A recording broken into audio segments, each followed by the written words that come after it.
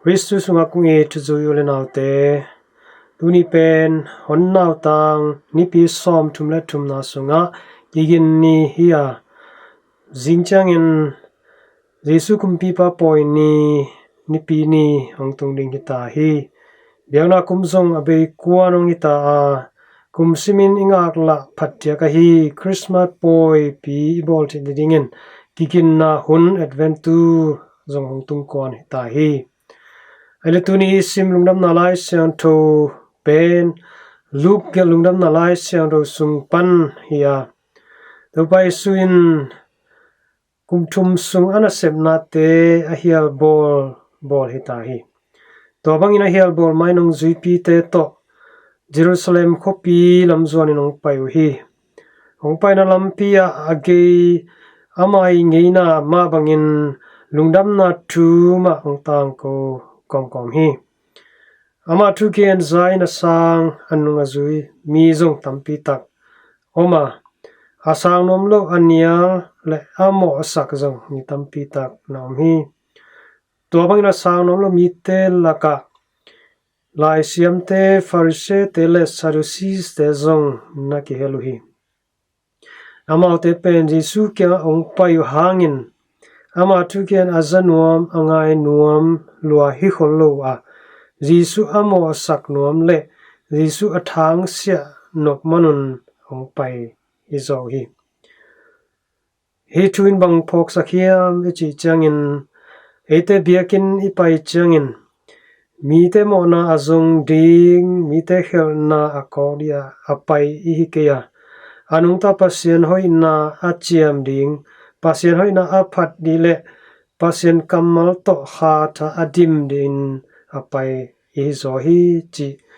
ikiphok sak nom hi Tuni Lungdamna Lai Siangtho sungah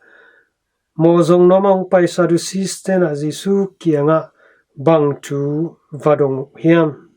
Jesuin bang chi bangina athudat naw na dong ki hiam chi tom khat enni toin main sadusis ichi ten kwa te hiam chi tom khat en masani sadusis ichi te pen ju minam sungpan ma hiwa misite to kiginna a lo pol a hiwi hitua farise te to asan dano gelh ki in farise te na hi le to kiginna om hi china omuhi ibangina upna le sana akibang lo mi polni kikala tuhil ding pen bai kholo ding hi azin Jesu na to mi te I thudan na te a aksanam lo in amai pil na to na dong hi tunia maute thudan na ina banghiam chile una pasal sagi oma au pen pan zi ne hi chi tani manoli loin si hi juminam tengeina a anaupa in tua asangam pa zi meigong nu pen ten pi hamtang ding chi tu hi anaupan zong ten pi takpia tani manlo ma in si san lew to bang unau sagi in numei khat aten pi khite aunaun si hi to lai takin meigong nu bek chiana toy manin to thoki hun chiang in hi nu meigong nu pen kuazi hi ding hiam china adong ai hi imuna Jesu pasian pen asite pasian hilo anung ta te pasian hi chi amasa penina thei sakhi to khichang in van tungama mi hing ngai sut bangin mi hing te ngai sut bangin kiteng kipi chi te omnon lo dinga van tung mi te to kibang khinding hi chi thu zong hili utenaute ete pen pasian pen Abraham pasian Isaac pasian le Jacob pasian hi anung ta pasian hi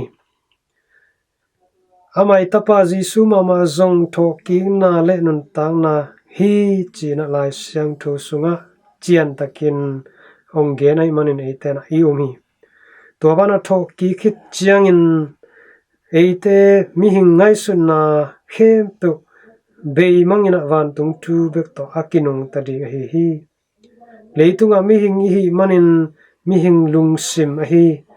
juhop na huayam na he na hazan na mi to moram na lung sim chi te kinai hi ai jong van tung itun changin tua te khem pe be siang dinga ina bek to akinung ta ding hi van tung itun changin na lamet na chi te na ngon ki sam non lawa ina bek ki pai suak ding hi toy manin leitunga inun tak sungin utena teo amai mangding hi leitung thu leitung na leitung vante to boilo join ton tung gam nuam hong tun pi ding van tung thu te ma mit suanin inun ta zona ding han chem di hang Jesuin kaiman lampi thuman ta ta lenun ta na kahi hi chi khin hi manin ama thu bang ma pomin